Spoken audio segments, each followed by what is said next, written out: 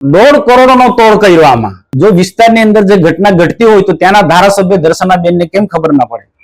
એવા લોકોને એટલા માટે હું ખુલ્લા પાડું છું, બાકી મારો બીજો કોઈ આશય જ નથી.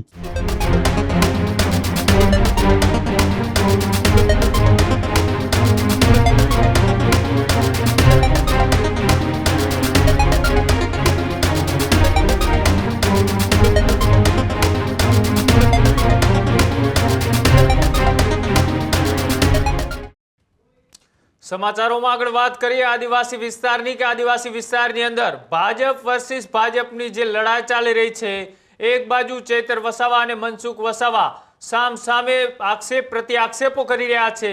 માનહાનિના દાવાના કેસની ચર્ચાઓ થઈ રહી છે. તેની વચ્ચે મનસુખ વસાવાએ જે પ્રેસ કોન્ફરન્સની અંદર નિવેદન આપ્યું હતું, આપ અને ભાજપના કેટલાય નેતાઓ ભ્રષ્ટાચાર કરે છે, આ નિવેદન સામે ચૈતર વસાવાએ વળતો જવાબ આપ્યો. તો સામે ધારાસભ્ય દર્શના દેશમુખે પણ વળતો જવાબ આપ્યો હતો. ત્યારબાદ હવે ફરીથી ભરૂચમાં ભાજપ વર્સિસ ભાજપને લઈ મહત્વપૂર્ણ સમાચાર સામે આવી રહ્યા છે. નનામા પત્ર બાદ ગરમાયું હતું ભરૂચનું રાજકારણ. ભરૂચના સાંસદ મનસુખ વસાવાનો ફરીથી એક મોટો ખુલાસો સામે આવ્યો છે. દર્શના દેશમુખે કરેલા આક્ષેપો બાદ મનસુખ વસાવાનો ખુલાસો. દર્શનાબેન ખોટું અર્થઘટન કરી ખોટાનો બચાવ કરવાનો પ્રયત્ન કરે છે. ફરીથી ક્યાંક ને ક્યાંક એવું જ નિવેદન મનસુખ વસાવાએ આપ્યું છે. દર્શનાબેનને ખોટા આક્ષેપ કરીને પોતાના પગ પર કુહાડી મારી છે, આવું નિવેદન મનસુખ વસાવાએ આપ્યું છે. સાથે જ આપના નેતાઓએ 75 લાખનો ભ્રષ્ટાચાર કર્યો હતો. સાથે તેમને જે રીતના આક્ષેપો કર્યા હતા પ્રેસ કોન્ફરન્સમાં, તેમાં હજી પણ વાર પલટવાર સામે આવી રહ્યો છે. પેલા ચૈતર વસાવાએ જવાબ આપ્યો તો સામે દર્શના દેશમુખે પણ મનસુખ વસાવાને વળતો જવાબ આપ્યો હતો. ત્યારબાદ ફરીથી મનસુખ વસાવાએ દર્શના દેશમુખને આજે સીધો જવાબ આપ્યો છે. જવાબ આપતા તેમને શું કહ્યું, આવો તે પણ જોઈએ. ચોક્કસ એમને જમીન રાખીને બાંધે, પણ કેટલીક જગ્યાએ એવું છે કે કેટલીક સરકારી જમીનમાં પણ થોડો ભાગ આવી જાય છે, બીજું કોઈ પ્રાઇવેટ જમીન પણ આવી જાય છે. આમાં પણ 5 સ્ટાર જેવી હોટલો બની ગઈ છે.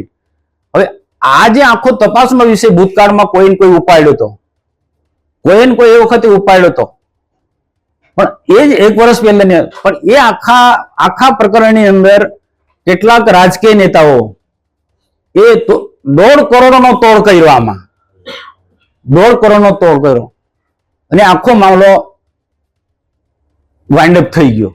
તો આ પ્રકારના જો વિસ્તારની અંદર જે ઘટના ઘટતી હોય તો ત્યાંના ધારાસભ્ય દર્શનાબેનને કેમ ખબર ના પડે? તો આને લઈને હું એવું નથી કહ્યું કે દર્શનાબેનના માણસો આમાં ઇન્વોલ્વ છે, પણ હું ચોક્કસ કહી શકું કે આ જે લોબી છે એ બિલ્ડર લોબી છે, જમીન દલાલો છે, કે તોડ પાણી કરનારા લોકો જે છે, કે આ જે લોકો એ કોઈને કોઈ રીતના ધારાસભ્ય દર્શનાબેન પર પ્રેશર લાવ્યા હશે તો જ આ પ્રશ્નને ડાયવર્ટ કરે ને. બાકી ખરેખર તો એમને મને સમર્થન કરવું જોઈએ. મહત્વનો પ્રશ્ન તો આ તો બધું ગૌણ છે. મહત્વનો પ્રશ્ન એ હતો કે દેશના પ્રધાનમંત્રી નરેન્દ્રભાઈ મોદી સાહેબના 2 કાર્યક્રમો ને લઈને જે ધારાસભ્ય ચૈતર વસાવાએ જે આરોપ કર્યો છે ખોટા ખર્ચા અને મીડિયા સમક્ષ બધી વાતો, એનો જવાબ આપવો જોઈતો હતો દર્શનાબેને. એમના વિસ્તારની અંદર આ બધી ઘટનાઓ ઘટે છે. તો આ કોઈક ને કોઈક પ્રકારે આવા લોકોના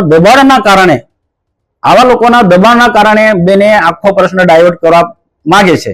જો મારો એક ઇતિહાસ તમે બધા જાણો છો, ભરૂચના મિત્રો, પત્રકાર મિત્રો તો ખાસ, પણ વ્યક્તિગત રીતના ક્યાંક પણ મેં ઉઘરાણું કર્યું નથી. પાર્ટીના શિસ્ત મૂલ્યો, સરકારનો પારદર્શક વહીવટ મેં હંમેશા ફોલો કર્યો છે. અને એવા ભારતીય જનતા પાર્ટીમાં મારા જેવા અનેક લોકો છે કેન્દ્રમાં અને રાજ્યમાં, પણ ક્યાંક કોક ને કોક કેટલાક એવા લોકો હોય કે જે પાર્ટીના શિસ્તને કે પારદર્શકને ના માનતા હોય, એવા લોકો એવા ગણ્યા ગાંઠ્યા લોકો આખી સરકારને આખી પાર્ટીને બદનામ કરે છે. એટલા જ માટે મેં ખુલ્લા પાડે છે એમને. આવા જે પાર્ટીની ગાઈડલાઈન તોડનારા લોકો હોય, કે સરકારનો આખો ધ્યેય છે એને તોડનારા લોકો હોય, એવા લોકોને એટલા માટે હું ખુલ્લા પાડું છું. બાકી મારો બીજો કોઈ આશય જ નથી, ને કોઈ મારું કોઈ વિરોધી નથી, ને કોઈ મારું બગાડતું પણ નથી. પણ આમ પ્રજા હેરાન ના થાય અને કોઈ ખોટા લોકો ફાવી ના જાય, હું આટલી દર્શનાબેનને આજે પ્રશ્ન પૂછું કે ચૈતરભાઈ વસાવા આટલા ટાઈમથી ભાજપ વિરુદ્ધમાં, સરકાર વિરુદ્ધમાં, ભાજપના મંત્રીઓના વિરુદ્ધમાં બેફામ બોલે છે, કેવડિયામાં આવીને એક પણ દિવસ ધારાસભ્ય દર્શનાબેન એને જવાબ કેમ નથી આપ્યો? એ પણ મારો પ્રશ્ન છે દર્શનાબેનને.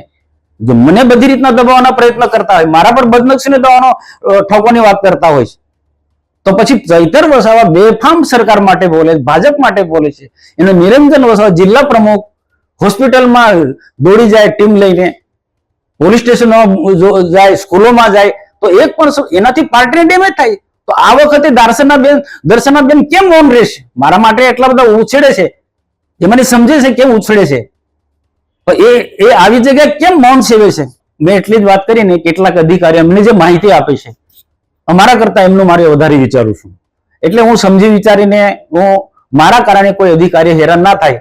બાકી આ 75 લાખનો જિલ્લાના વરિષ્ઠ અધિકારીને ઉપસ્થિતિમાં આ પ્રશ્ન ચર્ચાયો હતો, એને 75 રૂપિયા માંગણી કરે છે એ અંગેનો. તો અમે અમારા જિલ્લાના અધિકારી એમને પણ કે નહીં અપાય, અને અમે પણ ના અપાય, મેં નીલલાલ જિલ્લા પ્રમુખ નહીં અપાય. એના કારણે આ બધું ઊભું થયું છે.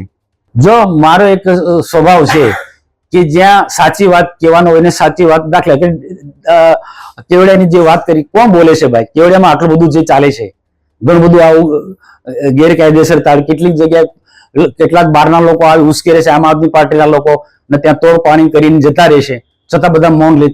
1 વર્ષ પહેલા ટ્રાઇબલ મ્યુઝિયમ ની અંદર 2 લોકોના મર્ડર થયા હતા.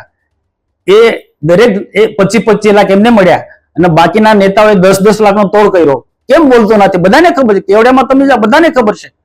આટલા હું જે વાત સાચી છે તે હું જાહેરમાં બોલું છું, એટલા માટે જાહેરમાં બોલું છું કે એ આવા લોકોને અટકાવવા માટે, આવું કૃત્ય કરતા અટકે આવા લોકો, એટલા માટે હું જાહેરમાં બોલું. અને આજે હું 75 લાખનો મુદ્દો જે મેં બોલ્યો છે, એની અસર આખા ગુજરાતમાં સરકાર પર પણ મેં કહ્યું છે, સરકારમાં પણ, કે આજે આમ આદમી પાર્ટીની એક એવી ટીમ છે, અલગ અલગ જિલ્લાની અંદર જઈને પ્રશ્નો ઉજાગર કરે, હાઇલાઇટ કરે, એ કરે, અને પછી પાછળ થઈને બીજી ટીમ તોડ પાણી કરવા માટે જાય છે. એ મેં સરકારને પણ કહ્યું છે.